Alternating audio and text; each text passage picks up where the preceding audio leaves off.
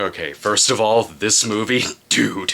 Second, full disclosure, I am coming into this from an outsider's perspective, as I only played the game once, well over 10 years ago, so I am extremely curious what fans of the games think of this movie. For the first 15 minutes of this, I was like, well, it's not very good. There's a lot of exposition dumping, and later it's wildly dependent on you already having some kind of knowledge on these characters and the world before you go in. But the plot is easy enough that I wasn't confused necessarily, and I wasn't sitting there annoyed at first. That's because the annoying thing in the theater was the guy next to me who was cackling loudly at shit that wasn't even jokes. He was just noticing Easter eggs in the background and then explaining to the person next to him what they were. Eventually, I got up and moved, so when I did that, there I was in front of the giant loud screen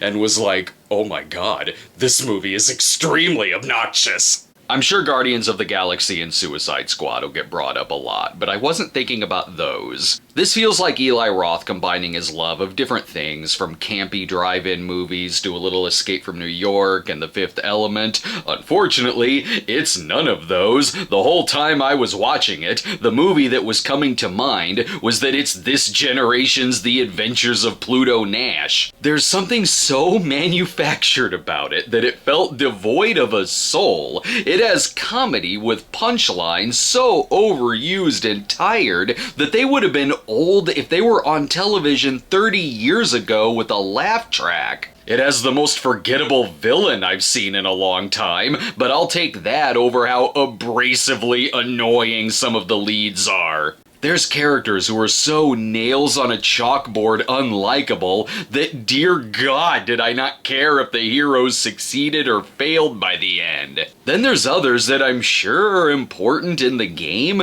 but here I don't even know why you're in this. This movie made Jack Black unfunny. Kevin Hart plays it more straight than you might think, but none are really fully fleshed out characters. Some, like Jamie Lee Curtis, are just weird for the sake of being weird, and that's it. I do really like Cate Blanchett in it. She comes out of it pretty unscathed, and there's potential here for a really great movie character. Between this and Trap, that's two movies I've seen in a row with a good lead performance stuck in a terrible movie. Oh wait, I saw It Ends With Us between them. Okay, so it's two movies in a row with a character named Atlas. Random.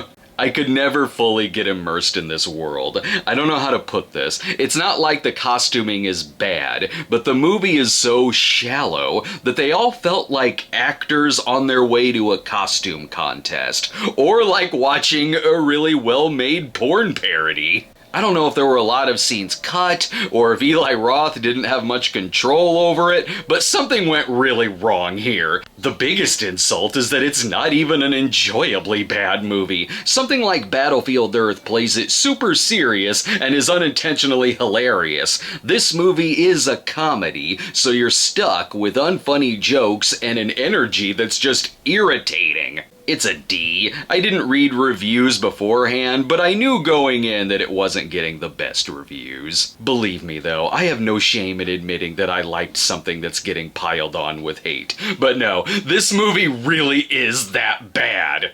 Thanks for watching, everyone, and be sure to follow us on our new Facebook page at facebook.com/TheRealCinemaSnob, where every day you can see pictures, links, and more, and we'll see you next time.